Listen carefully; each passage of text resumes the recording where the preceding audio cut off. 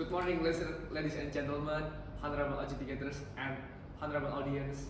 The motion for the debate is this House will give social service and skill training to gambling offense rather than imprisonment. Before I begin, let me introduce myself. My name is Fahri, Budi, and I come from SMA NEGERI TARUNA BRAWIJAYA. It's an honor to stand here today as a part of the opposition, and I strongly reject this motion. The first argument, lack of deterrence. Imprisonment is intended to deter individuals from reoffending. However, numerous studies have shown that increased severity or length of prison sentences do not really reduce recidivism. A meta-analysis by Canadian criminologist Paul Generally reviewed over 350,000 cases found no evidence that imprisonment reduces reoffending, and in some cases, longer sentences were linked to a 3% increase in recidivism. Therefore, replacing imprisonment with social service alone fails to enhance deterrence and may even weaken. The second, connection to organized crime. Gambling, particularly illegal and unregulated forms, and is frequently tied to organized criminal networks, money laundering, fraud, and exploitation. One systematic analysis of U.S. federal conviction in 2014 found over 18 individual conflicts associated with 40 distinct illegal gambling enterprises, demonstrating the depth and duration of organization illicit operation.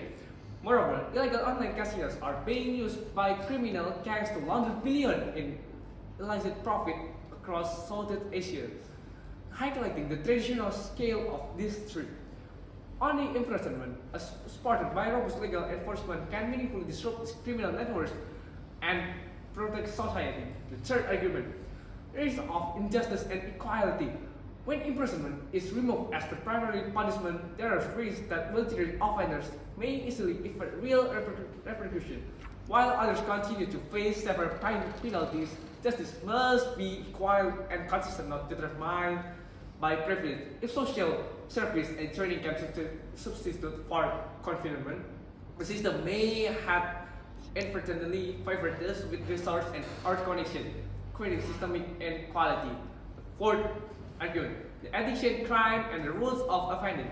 Gambling related offenses often arise from addiction and the social financial crisis, not from initially intent alone. Studies consistently show that problem gambling is disproportionately prevalent among incarcerated individuals. Estimates include 63.5% of female prisoners in Australia, 38.6% in Japan, and 29.4% in Poland having experienced gambling problem.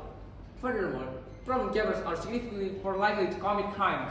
One study estimates that being a problem gambler increased the chance of offending by 4.3 to 7.6 percentage point. Another research review shows that gambling-related crime typically involves non-violence, income-generating offenses as theft, fraud, or embezzlement.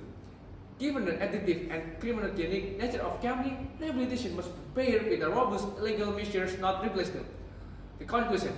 Ladies and gentlemen, for the reason the opposition adamantly reject this motion, because one, imprisonment or restraint does not necessarily deter future crime, as multiple studies demonstrate, and two, often super organized crime which cannot be dismantled through social service alone, and three, removing imprisonment risks inequality and injustice, especially among private individuals. Four, gambling often act of addiction, but this does not mean legal consequences should disappear. Rehabilitation must accompany, not replace, punishment.